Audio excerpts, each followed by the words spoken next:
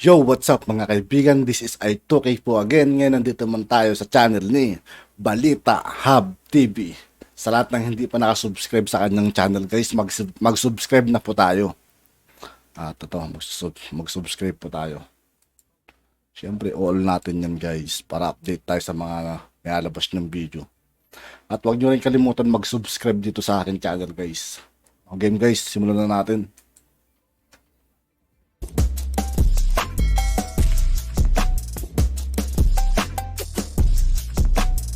Ganda ng intro ah. Magandang araw sa ating lahat mga kababayan.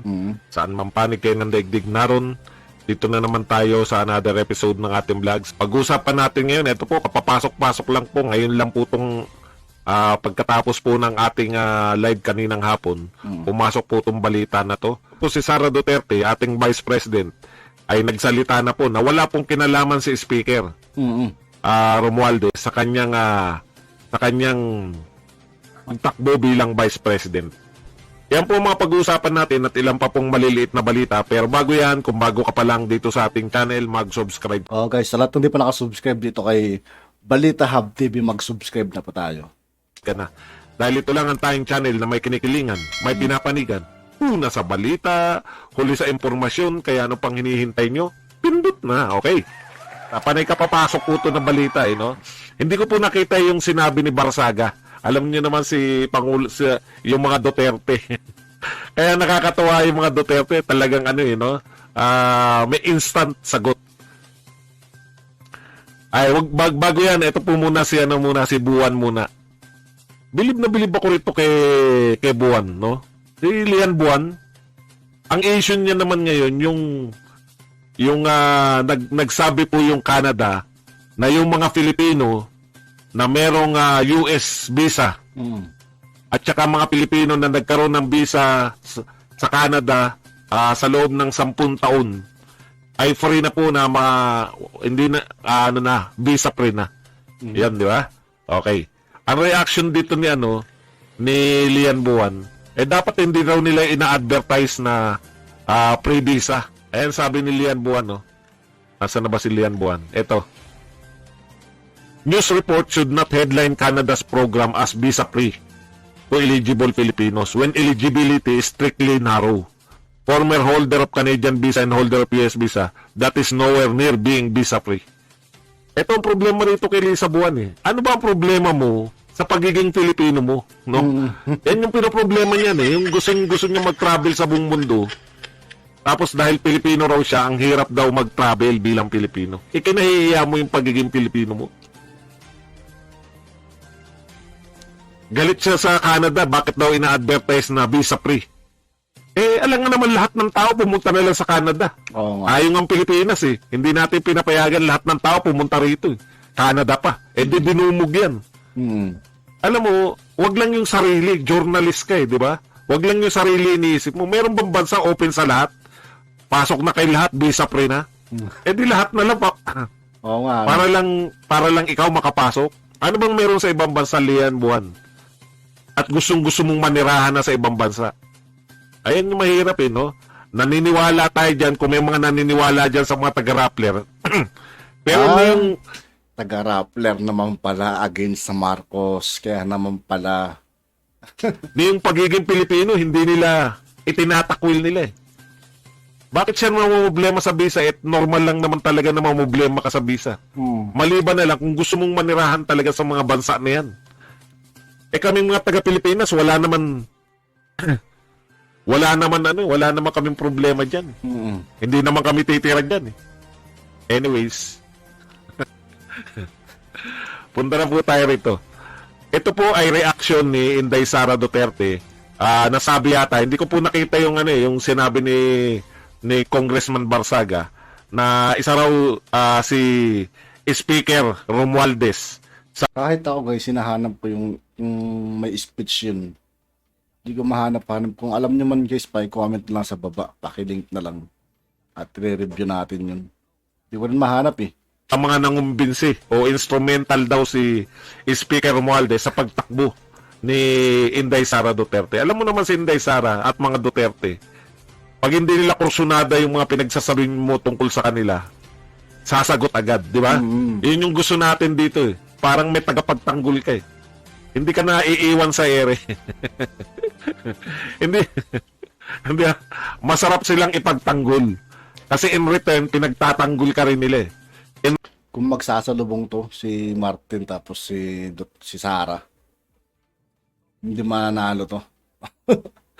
Sara pa rin talaga. Sara Duterte tayo, guys. Return, binabalidate nila lagi yung gusto mong...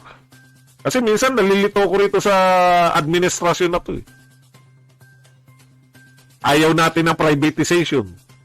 Pero ang daming mga tao sa administrasyon ni Pangulong Marcos.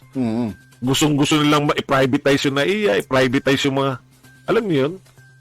Tapos hindi kay kibo si Pangulong Marcos. Hindi mo tuloy alam kung against ba siya talaga o... Okay.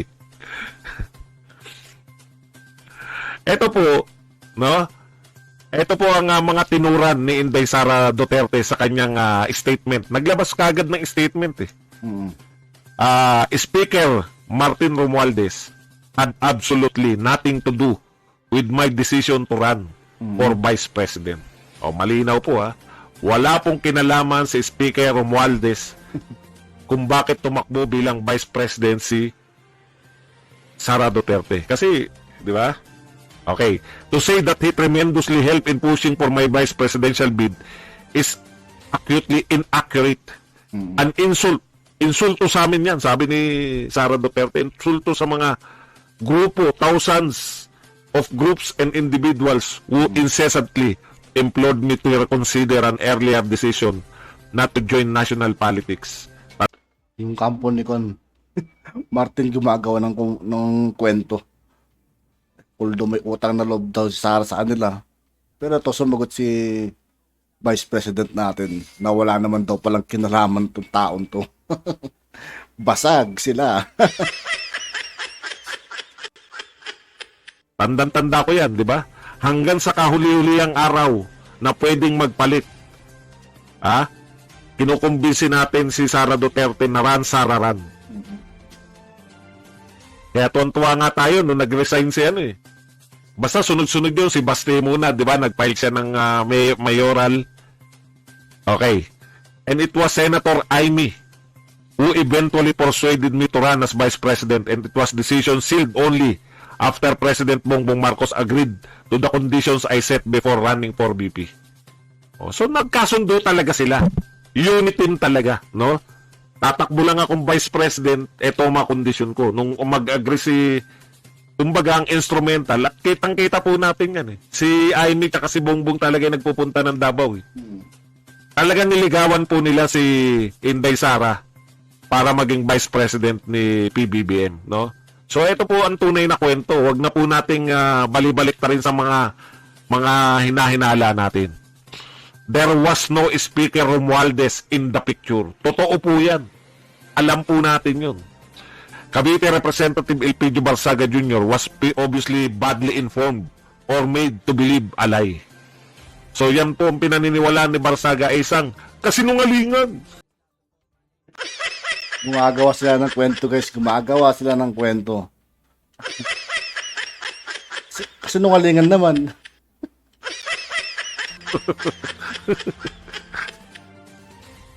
Chewy na yan ninyo. Si Barsaga. Meanwhile, a person who cannot distinguish. Oh, yan. Okay na yan. No? So, ito po. Let me reiterate. However, the administration of President Ferdinand Marcos Jr. is stable and strong. It has my all-out support and the support of the majority of the Filipino people. Thank you. Oh, yan po ha. Malinaw. It has my support. So, buwang unit team, nilinaw niya lang po na walang kinalaman si Speaker Romualdez kung bakit siya tumakbong Vice President. Hindi siya namagitan, wala siyang kinausap. Ang nagkumbinsi sa kanya para siya tumakbong Vice President, pinakamalaking instrumento si Senator Amy Marcos. At nakumbinsi siya nung pumayag sa kanyang mga kondisyon si Pangulong Bongbong Marcos. Kung ano yung kung ano yung mga kondisyon na yan, malalaman natin yan. Anong big deal doon? Wala. Anong big deal doon? Ewan ko sa'yo. Big deal yun kay Sara Duterte. Di ba? Kung sa'yo, okay lang, tatanggapin mo. Kasi ang tingin ni Wataboy, anong ano ron? Walang big deal yun kahit sabihin sa'yo, kahit sabihin na si Romualdez yung nagtatakbo sa kanyang BP. O, hindi, sa amin malaking big deal yun. Ang katotohanan, kung sa tingin mo ay maliit, walang big deal dun sa katotohanan, sa aming mga Duterte, malaking bagay yung katotohanan. Dahil ang katotohanan. Okay? Malinaw na po yun, no, na sa inyo, walang big deal yan. Ewan ko kung bakit hindi big deal sa inyo. Na itinatama, kinokorek. Yung katotohanan, kinokorek ni Sara Duterte. Kung hindi po big deal sa inyo yan, sa amin big deal yan. Ibig sabihin, yung susunod na presidente ng Pilipinas ay mahilig. Mahilig sa katotohanan. Okay, mamaya po tayo mag-react. Magbibigay, lahat po na reaction nyo at katanungan ay At yun nga po mga kaibigan, dito po nagtatapos ang ating reaction video. Muli ako po si I2K ng Sundalo ng Dunggalo at 811. Maraming salamat sa patuloy na pagsuporta. Yeah, peace out.